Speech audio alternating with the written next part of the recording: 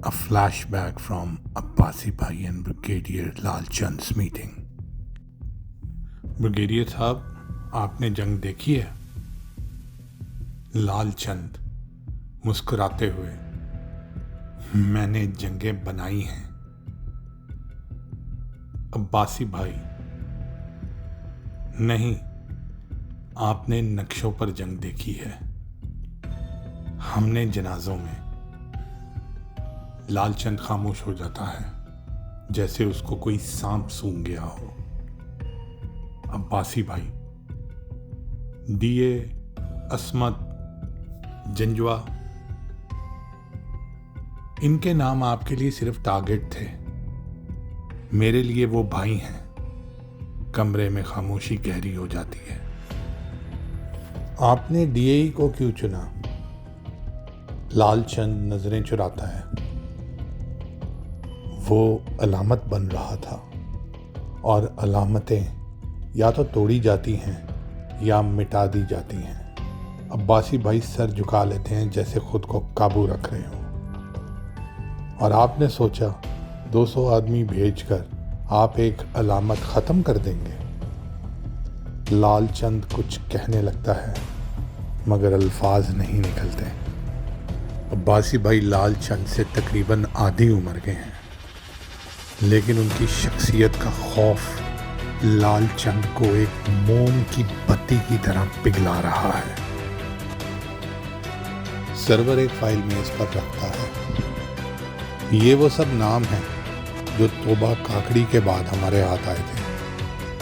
Lal Chand file को देखता है, इसके चेहरे का रंग बदलता है। ये नाम तो सिर्फ दिल्ली जानता था। अब्बासी भाई, तो दिल्ली भी जानता था, अफगान तालिबान भी और इसराइली यूनिट भी। वो आहिस्ता आहिस्ता उंगलियां गिनते हैं। कितने महाज खोले थे आपने सिर्फ एक यूनिट को ख़त्म करने के लिए? लाल चंद कांपती हुई आवाज़ में जवाब देते हैं, हमें हुक्म था कि गोश्त यूनिट को मिसाल बनाया जाए। किसका हुक्म था, बताओ? लाल चंद की सांस तेज हो जाती है। अगर मैंने नाम लिया तो ये जंग सरहदों से बाहर निकल जाएगी। अब्बासी भाई खड़े हो जाते हैं। ये जंग आपने पहले ही बाहर निकाल दी ब्रिगेडियर। वो सीधा लाल चंद की आंखों में देखते हैं। अब सवाल सिर्फ ये है कि क्या आप सच बोलकर अपनी और अपने साथियों की जानें बचा सकते हैं, या खामोश रहकर इन्हें बढ़ाना है? लाल चंद की आंखें भर आती हैं। देखें, आप भी फौजी हैं, आपको पता है हम हुक्म की पासदारी करते हैं, और भारतीय सैनिक सिर्फ और सिर्फ हुक्म नहीं बल्कि अपनी नौकरियों को पक्का रखने के लिए जो उनको हुक्म दिया जाता है उसकी पासदारी करते हैं। आपको ये चीज़ बहुत अच्छे तरीके से पता है कि हमारे फौजी किसी भी महाज पर आपसे लड़ना नहीं चाहते। ये बात दिल्ली को भी बहुत अच्छे तरीके से पता है, इसलिए उन्होंने हमारी सारी प्रमोशंस, हर चीज़ को इससे टाई अप कर दिया है कि अगर हम कोई ऑपरेशन करते हैं, उसमें हिस्सा डालते हैं, तो फिर ही हम आगे बढ़ सकते हैं। मुझे ये नहीं समझ आती ब्रिगेडियर साहब, आप लोगों का मकसद क्या है? अखंड भारत, हिंदू राष्ट्र, इन सारी चीज़ों का वजूद कब था और कब हो सकता है? बेवकूफ़ तो हमें बनाया जा रहा है। 150 करोड़ लोगों को, उनमें से हर आदमी को ये चीज़ पता है कि ये मफरूज़े हैं, लेकिन आपको पता है किसको ये चीज़ पसंद नहीं कि उसका राज पूरी दुनिया में होगा। ये बात कहने को प्रैक्टिकल हो या ना हो, ये सेकेंडरी है, लेकिन इनिशियल किक के लिए तो फिर सबको ही अच्छी लगती है। और हमारे लोग जिस गुर्बत और पस्ती में पड़े हुए हैं, उनसे जब ये बोला जाता है कि 1000 साल जिन मुसलमानों ने आपके ऊपर हुकूमत की है, अब हम उनके ऊपर दोबारा हुकूमत करेंगे, अपनी सरहदों को बढ़ाएंगे, तो उनको खुशी तो मिलती है और खुशी में वो फिर वोट डालते हैं और वोट डालते हैं तो फिर हमारी सरकार सत्ता बनाती है। ये सब एक विशियस साइकिल है जिसके अंदर से निकलना किसी आम हिंदुस्तानी के लिए आसान बात नहीं। हम ये जानते हैं लेकिन हम कुछ कर नहीं सकते। We are going with the flow. इस चीज़ को सरअंजाम देने के लिए साफ जाहिर है फ़ौज चाहिए और फ़ौज को असला चाहिए और असला बेचने वालों को ख़रीदार चाहिए। ये किसी एक बंदे का रचाया हुआ ड्रामा नहीं है। इसमें 150 करोड़ लोग बाकायदा तौर पर इन्वॉल्व हैं। हम भी इसका पार्ट हैं।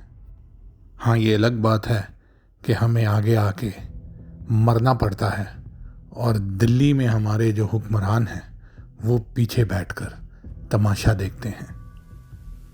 मुझे इन तालिबान लीडर्स की डिटेल्स चाहिए और अब्बासी भाई फाइल के ऊपर चंद तस्वीरों के ऊपर उंगली रखते हैं।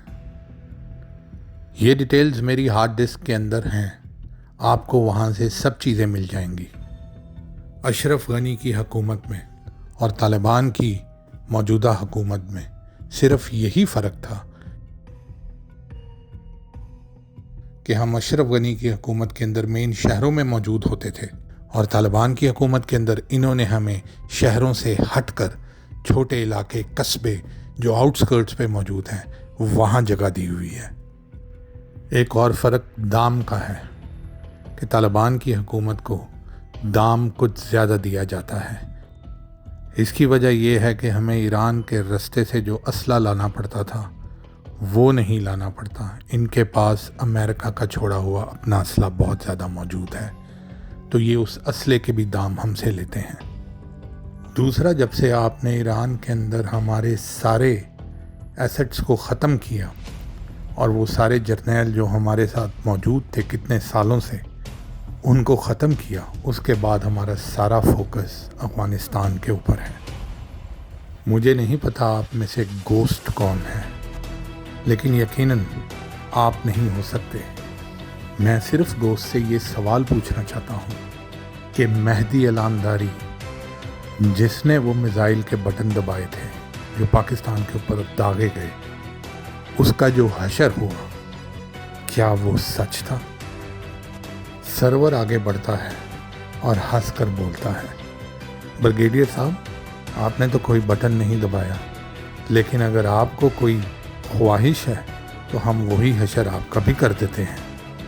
अब्बासी भाई अपना कटर निकालते हैं और ब्रिगेडियर लालचंद की आंखें फैल जाती हैं। BLA और TTP दोनों में से आपकी फंडिंग किसको ज़्यादा है? आप बेहतर जानते हैं। मेरे से ये सवाल आप क्यों पूछ रहे हैं? साफ जाहिर है TTP और TTA, क्योंकि BLA को जब से ईरान का वाक़या हुआ है वहाँ से वो मूव करके हमने इराक़ ले गए हैं और BLA को आपके चंद अरबी दोस्त भी सपोर्ट करते हैं। आप लोगों ने जब से फाटा में से जराइम पेशा नासिर को निकाला है तो ये आके पनाह इन्होंने ले ली अफ़गानिस्तान में और ये पनाह के एवज़ पैसे देते हैं तालिबान को जैसे पहले देते थे। अब्बासी भाई बोलते हैं ये तो किस्मत का खेल है। पहले ये लोगों को इलाका गैर में पनाह देने के लिए उनसे पैसे लेते थे, अब ये अपनी जान बचाने के लिए अफ़गान तालिबान को पैसे देते हैं और यकीनन वो सारे चेक, वो सारे पैसे, वो सारे बिल ब्रिगेडियर साहब आप ही पे करते हैं, है ना? यकीनन अगर हम पे नहीं करेंगे तो कौन पे करेगा? और इस पेमेंट को मल्टीप्लाइड बाय 1000 दिल्ली वाले अपनी जेबें भी भरते हैं। ये प्रोसेस वो ख़त्म नहीं कर सकते। बासी भाई बोलते हैं यानी सारा पैसा जो आप कमा रहे हैं वो इसी चीज़ पे लगा रहे हैं? नहीं, सारा नहीं, लेकिन हमारे 5-6 ऐसे फंड रेजर्स हैं जिनको सारे हुकूमती प्रोजेक्ट्स दिए जाते हैं और उसमें से थोड़ा सा शेयर हुकूमत वापस लेती है अपने आप को मजबूत करने के लिए। और जैसे मैंने आपको बताया اپنے آپ کو مضبوط کرنے کے لیے پاکستان کے خلاف کوئی اقدام کرنا، کوئی ایکشن کرنا، کوئی فنڈنگ کرنا، اس سے بہتر چیز حکومت کو نہیں سمجھ آتی۔ یہ تو اگر مارکہ حق کے اندر ہمارے ریڈارز کو، گوسٹ یونٹ اور آپ کی ایئر فورس ہمارے جہازوں کو نہ گراتی تو ہم لوگ کافی کامیاب ہو چکے تھے اس سارے اقدام میں۔ یہ پروسیس کوئی آج کا نہیں چل رہا، یہ تقریباً 20-25 سال سے ہم اس کو بریو کر رہے تھے۔ تو آپ کیا سمجھتے تھے کہ مارکہ حق کے اندر ہم آپ کو بدلہ نہیں دیں گے؟ اتنے تو آپ بچے نہیں کہ آپ کو ہماری کیپیسٹی کا پتہ نہ ہو۔ بات کیپیسٹی کی نہیں، کیپیسٹی تو آپ کی ہمیں پتہ ہے اور پتہ تھی۔ بات یہ تھی کہ آپ کو کیا کرنے دیا جا سکتا ہے اور کیا نہیں۔ اس کے لیے ہم نے سیم پریشر آپ کے اوپر ڈالا جو ہم نے ہر جنگ میں آپ کے اوپر ڈالا ہے، جو ہم نے کارگل میں آپ کے اوپر ڈالا ہے، جو ہم نے 2019 میں آپ کے اوپر ڈال کر ابھی نندن کو واپس لیا۔ جن لوگوں کو آپ فرینڈز آف پاکستان کہتے ہیں، آپ بہت اچھی طریقے سے جانتے ہیں کہ وہ پارٹنرز آف انڈیا ہیں۔ ہر دوستی کے اوپر ہمیشہ کاروبار فوقیت لے جاتا ہے۔ ویسے ایک چیز ماننی پڑے گی بریگیڈیئر صاحب، آپ کی اردو بڑی بہترین ہو چکی ہے۔ تو آپ کے کہنے کا مقصد یہ ہے کہ آپ کو یہ چیز پتہ تھی کہ ہم جواب نہیں دیں گے اور ہم رک جائیں گے جیسے ہمیشہ رکتے ہیں، اور آپ اس کو اپنی فتح میں لوکلی تبدیل کر کے جشن منائیں گے۔ کیا میں صحیح کہہ رہا ہوں؟ جی یقیناً ایسے ہی تھا۔ ہمیں 1% بھی اس چیز کا خدشہ نہیں تھا کہ آپ لوگ واپس حملہ کر دیں گے، بلکہ ہم لوگ تو سرپرائز تھے 7 تاریخ کو اور 8 تاریخ کو جب آپ کے یونٹ نے LOC کراس کیا کشمیر والی سائٹ سے اور جموں تک پہنچ گئے۔ ہمیں یقین نہیں آ رہا تھا، ہماری کوئی انسٹرکشن نہیں تھی ہمارے فوجیوں کو، اور اگر اس وقت انسٹرکشن ہوتی بھی تو they were not prepared۔ آپ کے عربی دوستوں نے ہمیں گارنٹی دی تھی کہ ایسا کچھ نہیں ہوگا۔ سرور آگے بڑھ کر بولتا ہے، آپ لوگوں کی عادت ہے بریگیڈیئر صاحب، آپ تھوڑی کرتے کرتے بہت زیادہ کر جاتے ہیں۔ غلط بندے کے گھر میں موٹر مار دی ہے آپ نے۔ ہم نے غلط آدمی کے گھر میں موٹر نہیں مارے تھے۔ اس بات پہ جیسے باسی بھائی کو بہت غصہ آ گیا ہو، شاید انہیں ارتضا یاد آیا اور وہ کٹر لے کر آگے لال چند کی طرف بڑھے۔ بریگیڈیئر لال چند ایک دم سے گھبرا گیا اور بولا، دیکھیں میرے یہ فیصلے نہیں ہیں، میں نے آپ کو پہلے بھی بتایا ہے، آپ فوجی ہیں، آپ جانتے ہیں ہمیں جو حکم ملتا ہے ہم وہ کرتے ہیں، نہ میں اس حملے میں شریک تھا۔ عباسی بھائی رک جاتے ہیں اور لال چند کو اشارہ کرتے ہیں کہ آگے بول۔ جب آپ نے ہمارے جہاز گرا دیے اور 100 کلومیٹر اندر ہمارے علاقے پر قبضہ کر لیا، ہمارے ریڈارز کو اڑا دیا درابی میں، ہمیں اپنی ایئر فورس کو گراؤنڈ کرنا پڑا۔